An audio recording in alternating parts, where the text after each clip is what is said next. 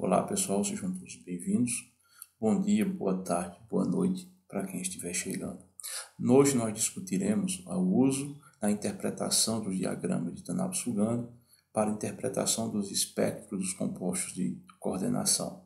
É possível fazer uma correlação entre os termos espectroscópicos moleculares com energias e suas representações de simetria com o parâmetro de Haka associado ao efeito Neferal-Shetty para estimar a magnitude do desdobramento do campo cristalino em compostos octaédricos. Então essas transições elas ocorrem com a mesma multiplicidade de spin e essas transições elas são observadas na faixa do ultravioleta visível do espectro. Então nós podemos ver um diagrama de Tanab-Sugano para a distribuição eletrônica D3, o que guarda todas as características para os demais para cada configuração. Embora a diferença para os compostos com configuração D4, D5, D6 e D7 é que há uma linha de descontinuidade no centro do diagrama, onde mostra os limites da distribuição de força de campo para ligantes de campo forte e de campo fraco. No mais, todos eles apresentam as mesmas características. Bom, então nós podemos observar, analisando o diagrama de Tanab-Sugano para uma configuração D3, nós observamos que no eixo Y apresenta os termos espectroscópicos para os íons livres. A energia é dividida pelo parâmetro de Haka-B, que corresponde ao termo Neferal-Shetty da expansão da nuvem eletrônica, ou seja, os elétrons estão mais dispersos na nuvem eletrônica dos compostos, para os termos espectroscópicos moleculares em relação aos termos espectroscópicos do íon. Isso garante aos elétrons maior liberdade e está relacionado com a ligação covalente, com a força da ligação covalente. Bom, no eixo X, nós temos o desdobramento do campo cristalino sob o parâmetro B. E à medida que avançamos no eixo X, ocorre o aumento do desdobramento do campo cristalino. Algo que deve ser lembrado é que esses termos espectroscópicos no estado fundamental se desdobram em transições eletrônicas do estado excitado. Por exemplo, o quarteto F se desdobra em 3 termos espectroscópicos: o quarteto A2G, o quarteto T2G e o quarteto 1G. Esses no estado fundamental, ou seja, os elétrons partem do termo espectroscópico no estado fundamental que coincide com o eixo X, que é o quarteto A2G. Então todas as transições que ocorrerão a partir desse termo espectroscópico que está no estado fundamental para as demais. Então nós temos também uma outra transição permitida, que é o desdobramento do quarteto P em quarteto T1G. Então, todos esses termos estão aqui, eles referem-se aos termos espectroscópicos moleculares. Bom, então, diante do exposto, nós vamos aplicar um diagrama de Tanab-Sugano para a interpretação de um espectro de um composto de coordenação.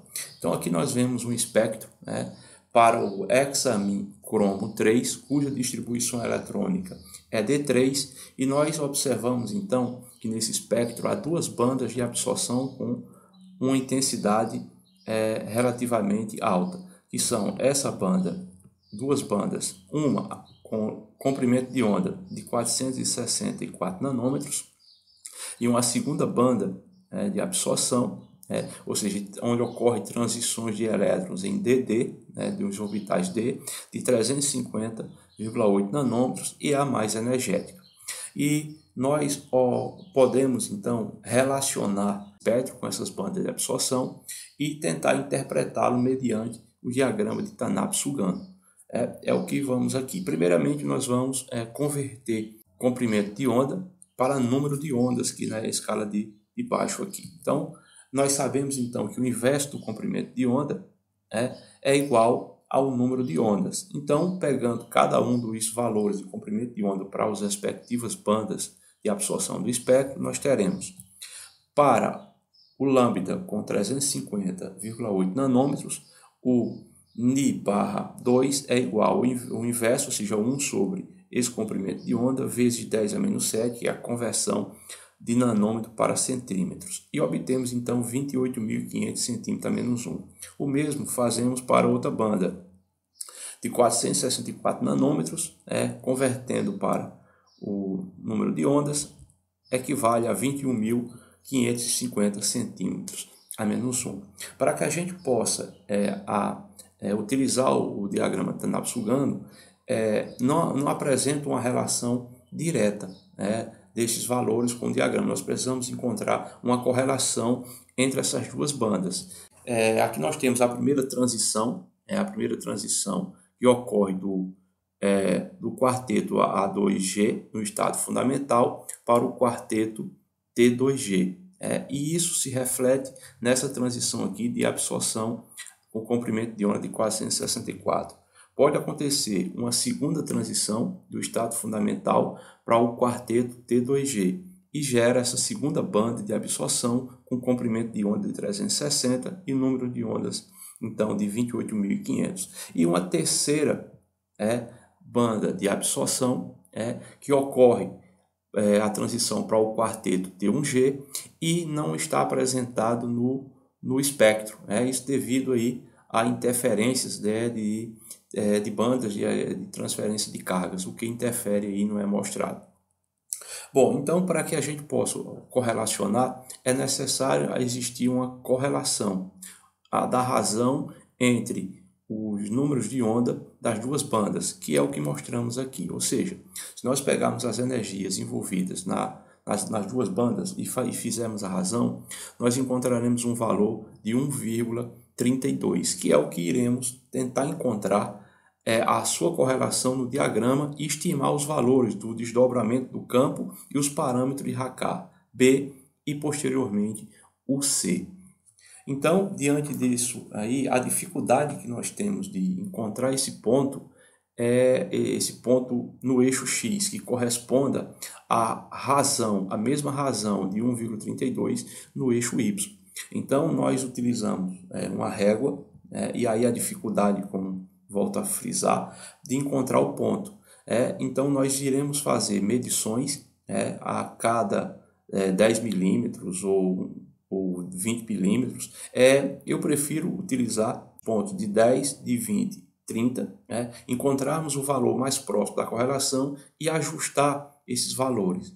Depois de muitas tentativas, o ponto encontrado é de 29 no eixo X, o que corresponderá à interceptação desse ponto nas duas transições, que é aqui e nesse ponto, que nós encontramos os valores, então, no eixo Y de, para a primeira transição, 28,82, e para a segunda transição, de 38,12. Se nós fizermos, então, a razão entre 38,12 e 28,82, encontramos a relação da razão entre as duas energias das duas bandas de absorção apresentada no espectro, que é de 1,32. A partir desses valores encontrados no eixo X, nós iremos encontrar o desdobramento, a magnitude, estimar a magnitude de desdobramento do campo cristalino e os parâmetros de Racah, B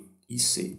Então, diante dos valores, nós dividimos, então, aí, como nós já mostramos, as energias da banda de absorção 2 sobre a energia de absorção da banda 1 é igual ao produto constante de Planck vezes a velocidade da luz, vezes o número de ondas. Então, nós simplificamos aí os valores iguais, e o que resulta igual a Ni barra 2 sobre Ni barra 1. Se nós substituirmos os valores encontrados dos números de ondas para as bandas, nós encontramos a relação de 1,32, que é o que iremos encontrar. Como não há uma relação, mas nós sabemos que E2 sobre B dividido por E1 sobre B equivale às energias de E2 sobre E1. Então, nós vamos encontrar essa relação no gráfico baseado nesses dois pontos aqui no eixo Y que nós encontramos.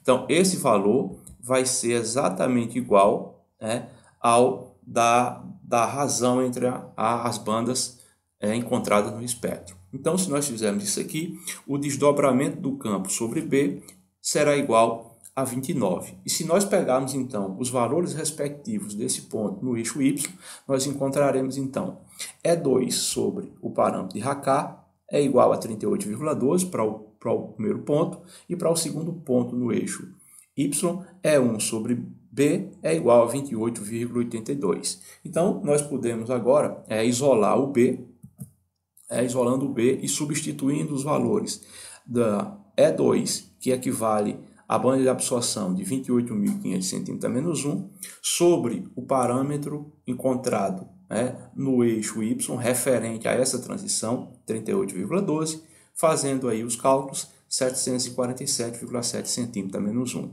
Para o segundo ponto, fazemos o mesmo, isolamos o B, substituímos então a banda de absorção encontrada no espectro, 21,550, sobre 28,82, que é o segundo ponto correspondente no eixo Y, esse aqui, e observe que resulta no mesmo valor, 747,7 centímetros a menos 1.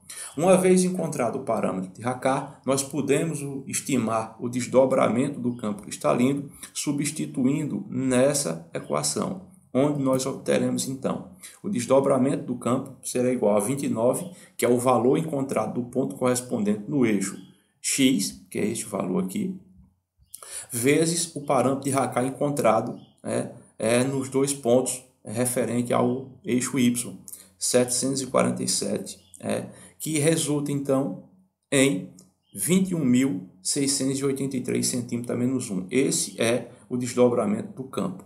Nós podemos também, baseado no parâmetro de Hakar B, nós podemos encontrar um segundo parâmetro de Hakar C. Esse segundo parâmetro de Hakar ele não está explícito no gráfico, mas nós sabemos que é aproximadamente 4 vezes o parâmetro B. Então, se nós multiplicarmos o parâmetro de Hakar B encontrado 747 vezes 4, nós estimamos que esse parâmetro C equivale a 2.990 centímetros a menos 1. Ok, pessoal? Então, eu espero que vocês tenham aprendido um pouco sobre o uso o uso do diagrama de Tanab-Sugando na interpretação dos espectros. Um grande abraço a todos e até a próxima.